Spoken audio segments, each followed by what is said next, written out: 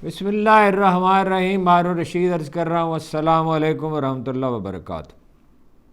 Bushra be be سے ان کی صاحبزادی اور ان کی بھابھی کی ملاقات ہوئی ہے. اس میں ایک بڑی خبر ہے.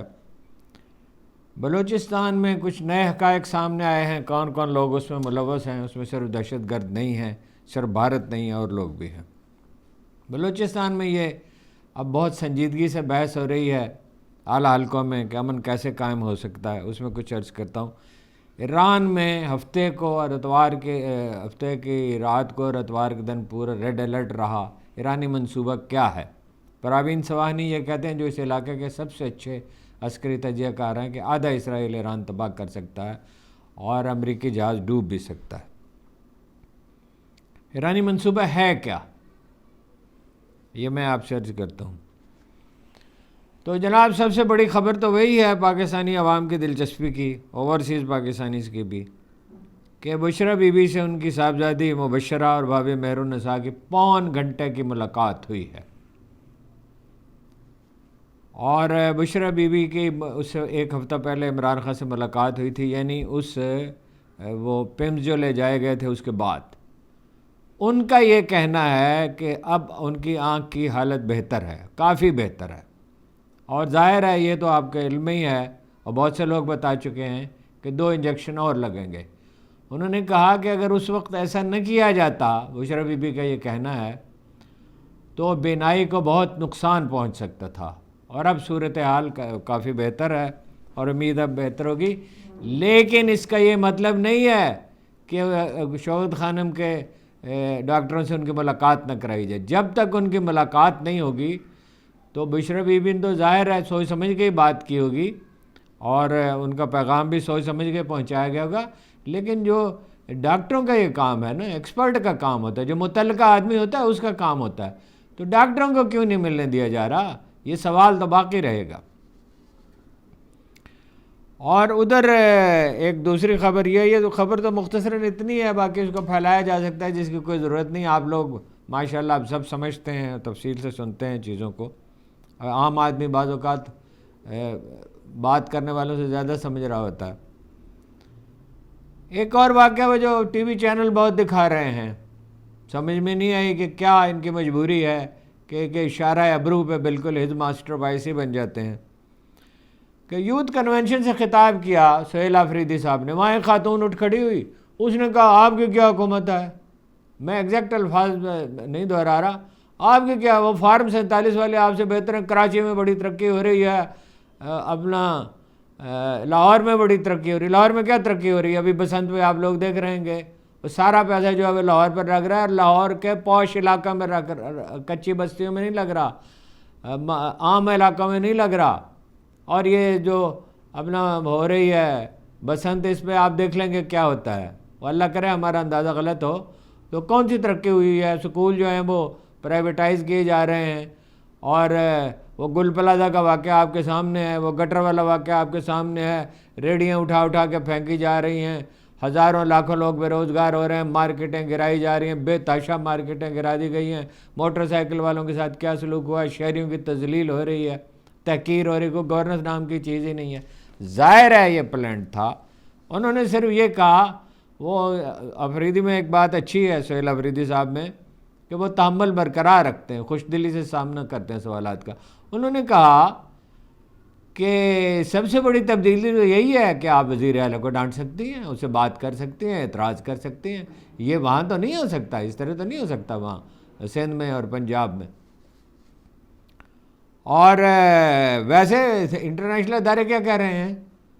اب مجھے دیر سے خبر ملی، یہ میں اور کاموں میں لگا ہوا تھا، کہ سب سے کم کرپشن پختونخوا میں ہے، سب سے زیادہ بہتر شرح ترقی وہاں ہے، سب سے زیادہ عام آدمی وہاں مطمئن ہے، سب سے زیادہ سپورٹ حکمران پارٹی کی وہاں ہے. پنجاب میں تو کوئی سپورٹ نہیں ہے. سندھ میں تو سپورٹ جو ہے گر رہی ہے مسلسل. اور گل پلازہ کے بعد تو بہت بڑی میں سمجھتا ہوں تبدیلی آئی ہے. جعلی حکومت ہے، یعنی کراچی کی حد تک تو بالکل ہی جعلی ہے. بلدیات کو اختیارات نہیں دے رہے. جو آبادی کا 40% ہے کراچی، اس کو مکمل طور پہ محروم رکھا گیا ہے. ویسے تو انٹیریئر سندھ میں بھی صورتحال خراب ہے، اور کھنڈر بنا ہوا ہے کراچی. سڑکیں ٹوٹ گئی ہیں، پانی جو ہے وہ خریدنا پڑتا ہے، اور بجلی کی صورتحال خراب ہے، گندے نالے مرکزی حکومت کو صاف کر، اب بھی جو کام کرے گی مرکزی حکومت ہی کرے گی، اس کے لیے منصوبہ بن رہا ہے۔ بہرحال وہ پراپیگنڈے کی مہم جاری ہے۔ ایک طرف شہباز شریف سے کہتے ہیں سہیل آفریدی سے کہ تعاون ہونا چاہیے، اور اخبارات میں بھی دے دی خبر تو تعاون ہوگا۔ انہوں نے بھائی صاف کہا ہے اعتماد میں لیں گے، مشورہ کریں گے تو تعاون ہوگا، تعاون تو ہونا چاہیے ٹیررزم کے خلاف۔ بے گناہ مر رہے ہیں، وہ ٹیررسٹوں نے جن لوگوں کو مارا ہے وہ قصوروار تو نہیں تھے، بچے تھے، خواتین تھی، بوڑھے تھے، عام شہری تھے، تعاون تو ہونا چاہیے۔ اسی طرح وہاں پختونخوا میں بھی تعاون ہونا چاہیے، ٹیررزم کے خلاف تعاون کیوں نہ ہو۔ تو لیکن یہ ہے کہ وہ اخبارات میں بھی غلط تاثر بعض لوگوں نے دیا، اور چینل میں تو خیر کیا کہیے، ایک راکھ کا ڈھیر ہے، ایک بے حسی کی کوئی حد نہیں ہے، اشارہ ابرو پہ ابرو کہا رہتا۔ بلوچستان میں جو واقعات ہوئے ہیں اس پہ حیرت ختم ہونے میں نہیں آ رہی، اور ملال بھی ختم نہیں ہو رہا۔ اتنے بڑے پیمانے پہ دہشت گردی ہوئی ہے کہ لوگ سہم گئے ہیں، لوگ حیرت زدہ ہیں، کوئی اس کی وضاحت پیش نہیں کی جا سکی کہ ایسا کیوں ہوا۔ کوئٹہ سمیت 12 شہروں پہ حملے، لیکن یہ دیکھیے ہوئے کہاں ہیں؟ خزدار، پسنی، گبادر، ساحلی پٹی میں، پشتون بیلٹ میں نہیں۔ اب ظاہر ہے بات کرنے کی ضرورت ہے، پہلے تو یہ دیکھیے اسباب کیا ہیں، سبب کیا ہے جو اندرونی بے چینی ہے، اس کے عوامل تو سبھی کو معلوم ہیں۔ لاپتہ افراد کا مسئلہ ہے، شک کی بنیاد پہ لوگوں کو پکڑ لیا جاتا ہے اور صرف اپنا طاقت پہ انحصار کیا جاتا ہے۔ لیکن جناب والا بھارت میں کیمپ قائم ہیں، یہ بات بتائی کیوں نہیں جاتی تفصیل کے ساتھ؟ جس طرح 1980 کے 1990 کے عشرے میں پونا سے لے کے ممبئی تک الطاف حسین کی جو MQM تھی اس کے لوگ تھے، ان کو تربیت دی جاتی تھی، درجنوں کیمپ تھے، اور انہوں نے بعد میں دادو کی پہاڑیوں میں جو بعض سندھی ایکسٹریمسٹ تھے کہ بہت محدود سے تھے، ان کو تربیت دی۔ افغانستان میں کیمپ ہیں، افغانستان میں ہر کہیں طالبان کی رٹ نہیں ہے، اور میں نہیں کہہ سکتا کہ ان کی اجازت سے ہیں، ان کی اجازت کے بغیر بعض جگہ ان کی رٹ قائم نہیں ہو سکی، لیکن یہ تو ظاہر ہے TTP والوں کو ڈسکریج تو نہیں کرتے، بعض اوقات وہ خودکش حملوں میں افغان شہری ملوث ہوتے ہیں، وہ پتہ نہیں باڑ کیسی لگائی گئی ہے۔ تو ایک عرب ملک ملوث ہے، کون سا عرب ملک؟ آپ سب جانتے ہیں، جس نے صومالیہ میں، یمن میں، سوڈان میں، ہر کہیں مطلب یہ ہے کہ جو اسرائیل کا بالکل پکا خوش دلی سے حلیف ہے، اور جہاں ایشیا کا سب سے بڑا امریکہ کا انٹیلیجنس نیٹ ورک ہے، 5 آئیز اسے کہا جاتا ہے، جاپان بھی ہے اس میں، آسٹریلیا بھی ہے اس میں، برطانیہ بھی ہے، ایک آدھ ملک اور بھی ہے اس میں۔ اور کس کی جاسوسی کے لیے ہے وہ ایران اور پاکستان کی جاسوسی کے لیے ہے، تو وہ بھی ملوث ہے، وہ نہیں چاہتے کہ بندرگاہ جو ہے گوادر کی ہو، ان کے لوگ پکڑے بھی گئے ہیں، اس کا نام کیوں نہیں لیتے؟ طاقت ایک نفسیاتی چیز ہے، ہمیشہ میں عرض کرتا ہوں، اتنا خوفزدہ ہونے کی کیا ضرورت ہے؟ ان کو جتلائیں تو صحیح، خبریں تو چھپوائیں، انڈیپینڈنٹ میڈیا میں تو اپنا خبریں دینے کی اجازت دیں۔ تو بھارت جو ہے وہ سب سے بڑی سرمایہ کاری کر رہا ہے، لیکن ایک عرب ملک بھی کر رہا ہے۔ افغانستان میں جو کشیدگی ہے وہ بھی اثر انداز ہوتی ہے، اور وہاں بھی ہیں کچھ کیمپ۔ سوال یہ ہے، ہماری انٹیلیجنس ایجنسیاں اب بھی ISI اور MI بڑی باصلاحیت ایجنسیاں ہیں، بڑی صلاحیت ہے ان کی، اپنے آدمی کیوں نہیں پینیٹریٹ کر سکے؟ یہ بڑا اہم سوال ہے، اس لیے کہ پرائرٹیز اور ہیں۔ ٹیررزم کو ظاہر ہے حکومت ختم تو کرنا چاہتی ہوگی، ڈیفینیٹلی چاہتی ہے، لیکن اگر یہ اس کی صلاحیتیں جو ہیں وہ اور کاموں پہ، اور آپ جانتے ہیں وہ اور کام کون سے ہیں، اس پہ صرف ہو رہی ہیں، تو نمبر 1 پرائرٹی پہ زیادہ توجہ دی جاتی ہے۔ جعلی حکومت ہے، سرفراز بگٹی کس کے نمائندہ ہیں؟ وہ کوئی لیڈر ہیں؟ کتنے ووٹ انہیں ملے ہیں؟ یہ جعلی حکومتیں نہیں کر سکتے، اور بات کرنی پڑے گی آخر میں، صرف طاقت سے تو نہیں مسئلہ حل ہو سکتا، ساتھ ساتھ مذاکرات ہوتے ہیں نا ہمیشہ، تو مذاکرات کون، سرفراز بگٹی صاحب کی بات کون سنے گا؟ وہ ایک دفعہ مجھے یاد ہے ایک صاحب کو بھیجا گیا اور میں ان کا نام نہیں لینا چاہتا، تو وہ اکبر بگٹی کے پاس، اکبر بگٹی نے کہا جوتے اتار کے آؤ، اور اس کو انتظار میں رکھا۔ یہ نہیں ہے کہ وہ بات نہیں کرنا چاہتے تھے، ظاہر ہے بات تو کرنا چاہتے تھے، ان کو کچھ ہمیشہ مطالبات ہوتے تھے جائز یا ناجائز، لیکن یہ ہے کہ بات تو وہ اس کی سنی جائے گی جس کی کوئی حیثیت ہوگی۔ وہ ریٹائرڈ جنرل تھے تو ان کی بات کون سنتا؟ ان کی تو کوئی حیثیت ہی نہیں تھی، ان کے کوئی نہ ان کا کوئی قبیلہ تھا، وہ ایک قبائلی معاشرہ ہے۔ چنانچہ وہ وہیں سے پھر خیر مشاہد صاحب گئے، اپنا چودھری شجاعت صاحب بھی گئے، لیکن وہ تفصیل میں جاؤں گا تو بات لمبی ہو جائے گی۔ اور وہ معاملہ خراب ہوا، اور ایسا خراب ہوا کہ آج تک سنبھلنے میں نہیں آیا۔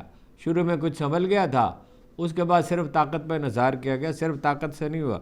مجھے یاد ہے ایک دفعہ ایک بہت اہم آدمی نے مجھ سے رابطہ کیا، ویری امپورٹنٹ پرسن۔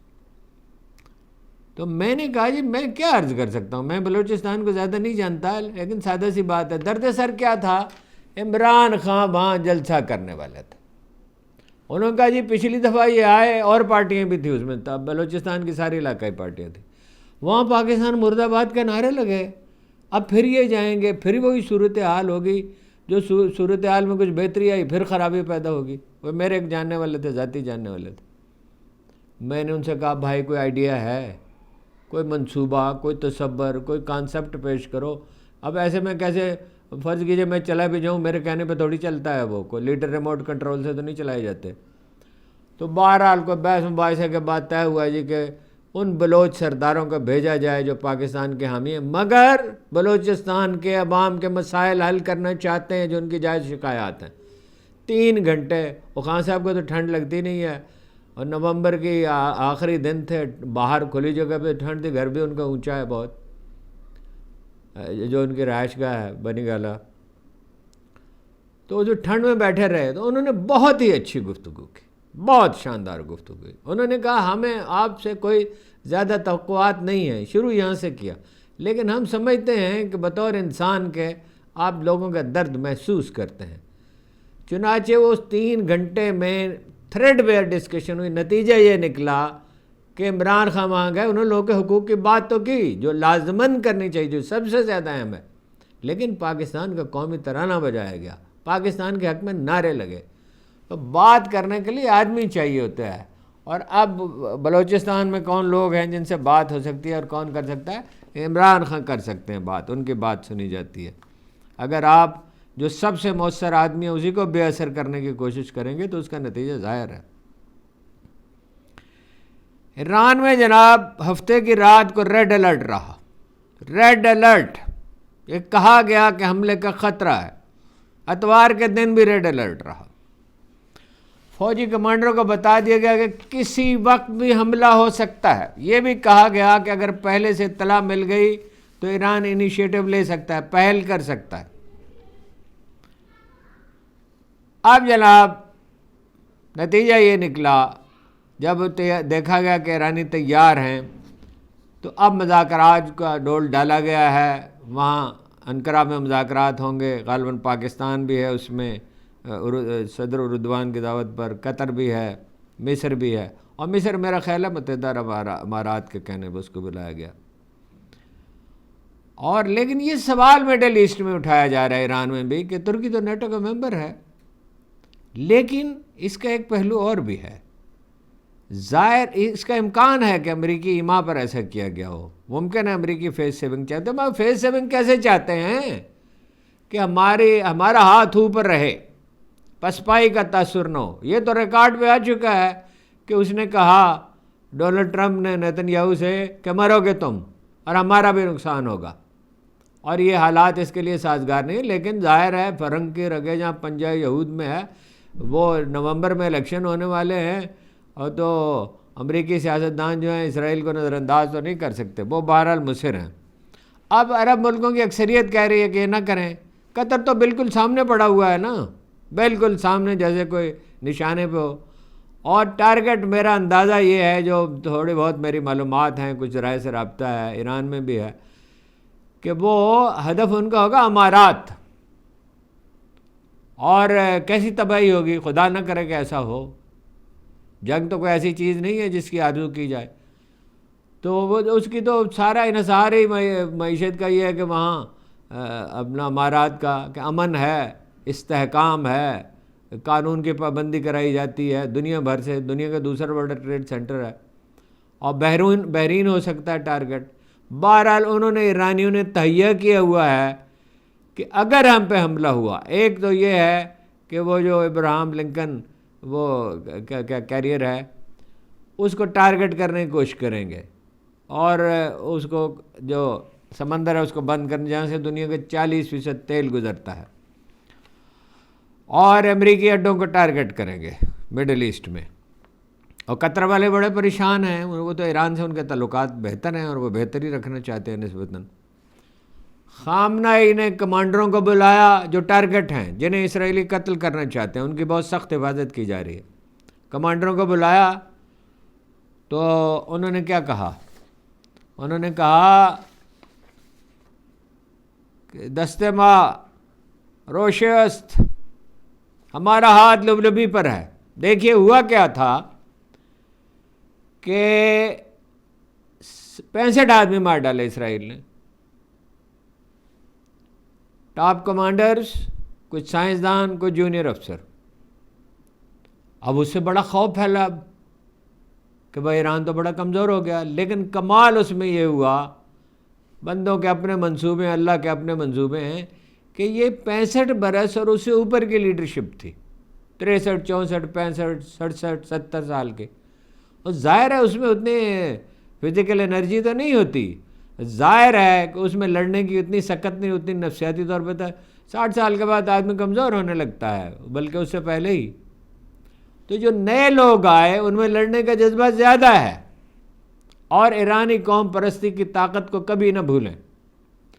اور ظاہر ہے ایرانی عوام سمجھتے ہیں کہ بھائی یہ ٹھیک ہے، وہ سب خوش نہیں ہیں اپنی حکومت سے، جو اقتصادی پابندیاں لگی ہیں وہ سمجھتے ہیں کہ اس میں ہماری حکومت بھی ٹھیک طرح سے ہینڈل نہیں کر سکے. مہنگائی بڑی ہے، افراط زر ہے، پریشان تو ہیں لوگ، سختی بھی ہے. جہاں علماء کی حکومت ہوگی سختی تو ہوگی، ضرورت سے زیادہ سختی، قانون کی عملداری ہونی چاہیے.